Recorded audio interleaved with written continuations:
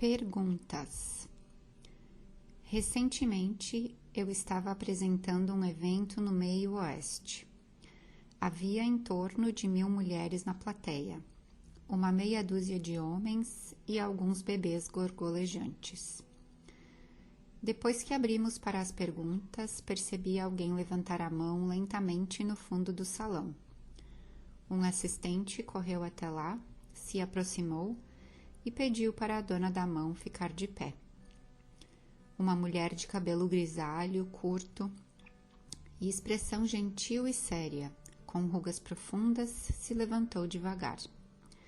Ela usava um suéter com a bandeira dos Estados Unidos e a palavra vovó, escrita com tinta em relevo. A mão dela tremia ao segurar o microfone. Eu me apaixonei por ela imediatamente. Ela disse: "Oi, Glennon. Eu acompanho seu trabalho faz 10 anos e vim fazer uma pergunta que tenho medo de fazer em qualquer outro lugar. Eu estou confusa. Meu sobrinho agora é minha sobrinha. Eu adoro menina. Minha neta foi para o baile com um menino ano passado e com uma menina este ano. E agora... Você também é gay? Não quero ofender ninguém, mas é que... Por que todo mundo é gay assim de repente?" O salão ficou silencioso. Um mar de cabeças que estava virado para a mulher lentamente se voltou para mim.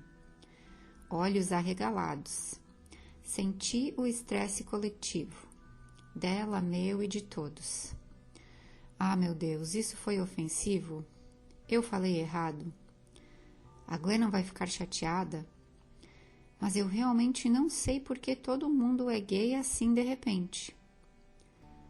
Todos estavam preocupados com a possibilidade de o evento estar indo por água abaixo, mas eu sabia que finalmente estávamos chegando a algum lugar. Abençoados sejam os corajosos o suficiente para fazer perguntas desconfortáveis, pois eles nos despertam e nos fazem seguir em frente. Eu falei: "Obrigada por fazer uma pergunta que a maioria das pessoas tem medo de admitir que tem. Perguntas não respondidas se tornam preconceitos. A sua sobrinha e a sua neta têm sorte de ter você. Pode me dizer o seu nome?" "Joanne." "Certo. Eu sei por que todo mundo virou gay assim de repente. São aqueles malditos transgênicos, Joanne." Uma onda de risadas aliviadas tomou a igreja inteira. Algumas mulheres riram tanto que lágrimas rolavam pelo rosto enquanto passávamos por um gigantesco batismo coletivo e orgânico. Quando as risadas pararam, eu sugeri que todos respirássemos fundo juntos. Foi tão bom rir e depois respirar juntos. As coisas não precisam ser sempre assustadoras, afinal. Essa é a vida, simplesmente. E nós somos só pessoas tentando entender umas às outras, tentando se entender. Depois daquela respiração, eu falei algo parecido com o seguinte: existem forças selvagens e misteriosas dentro dos seres humanos e entre eles, e nunca fomos capazes de entender. Forças como a fé, como o amor e como a sexualidade. Nós ficamos desconfortáveis com a nossa inabilidade de compreender ou controlar esses mistérios. Então, pegamos a nossa fé selvagem, o fluxo misterioso, indefinível e sempre em mutação entre seres humanos e o divino, e a embalamos em religiões. Nós pegamos a sexualidade selvagem, o fluxo misterioso, indefinível e sempre em mutação entre os seres humanos, e a embalamos em identidades sexuais. É como água em um copo.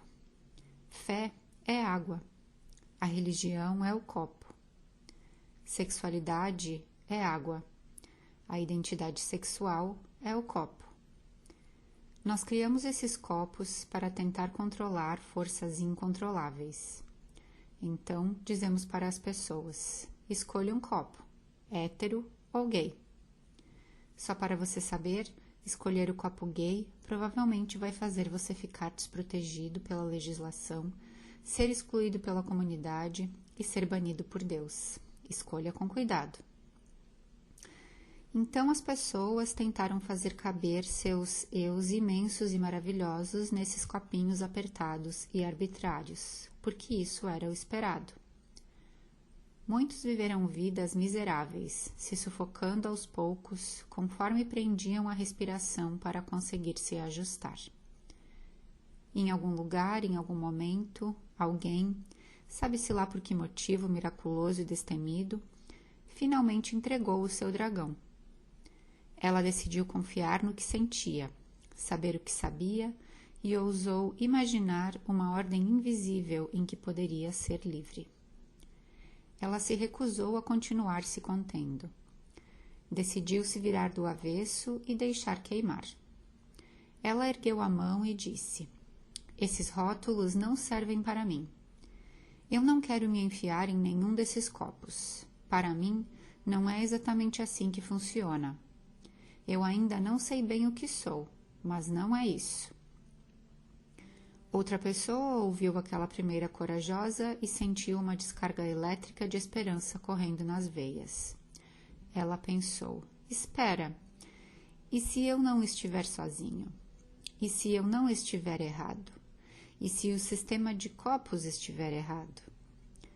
Ele sentiu a mão se erguer, a voz se erguer e disse: eu também. Então, outra pessoa levantou a mão devagar e depois mais outra, até que houvesse um mar de mãos, algumas trêmulas, outras em punho, uma reação em cadeia de esperança, verdade e liberdade. Eu não acho que ser gay seja contagioso, Joanne, mas tenho certeza de que ser livre é. Em defesa da liberdade, nós acrescentamos mais copos. Dissemos: certo, entendi. Esses copos não servem. Então, aqui está o copo de bissexual para você. E para você, que tal um copo de pansexual? Continuamos criando novos copos com novos rótulos para cada letra do LGBTQ, até parecer que acabaríamos usando o alfabeto inteiro. Era melhor, mas ainda não exatamente certo. Alguns desses copos ainda tinham menos direitos e mais dificuldades. E algumas pessoas como eu ainda não conseguiam encontrar um copo em que coubessem. O meu chute é que as pessoas sempre estiveram no espectro dos 50 tons de gay. Eu me pergunto se, em vez de acrescentar outros copos, a gente não deveria parar de tentar conter as pessoas neles. Talvez um dia sejamos capazes de nos livrar definitivamente do sistema de copos.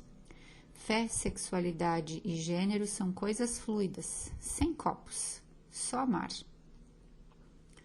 Mas abrir mão de estruturas pode ser desconfortável e assustador. Essa liberdade estrondosa é assustadora, porque de início ela parece caótica. Pronomes e banheiros, e meninas levando meninas para o baile, meu Deus!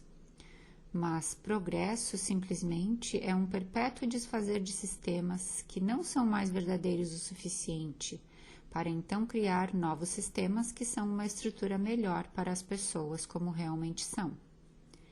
Afinal, as pessoas não estão mudando, mas pela primeira vez, elas têm liberdade suficiente para parar de mudar quem são. Progresso é a aceitação do que é e como sempre foi. Progresso é sempre um retorno. Talvez a gente possa parar de se esforçar tanto para entender o incrível mistério da sexualidade. Em vez disso, poderemos simplesmente ouvir a nós mesmos e aos outros com curiosidade e amor, sem medo. Podemos simplesmente deixar as pessoas serem quem são.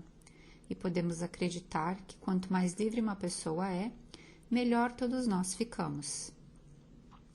Talvez nosso entendimento da sexualidade possa se tornar tão fluido quanto a própria sexualidade. Temos que lembrar que não importa o quão inconveniente seja para nós permitir que as pessoas emerjam de seus copos e fluam, mas vale a pena. Nossa coragem de estarmos confusos, abertos e amorosos vai salvar vidas. Talvez coragem não seja só se recusar a ter medo de nós mesmos, mas também se recusar a ter medo dos outros. Talvez a gente possa parar de tentar encontrar meios termos e deixar todo mundo ser mar. Já somos, na verdade. Let it be.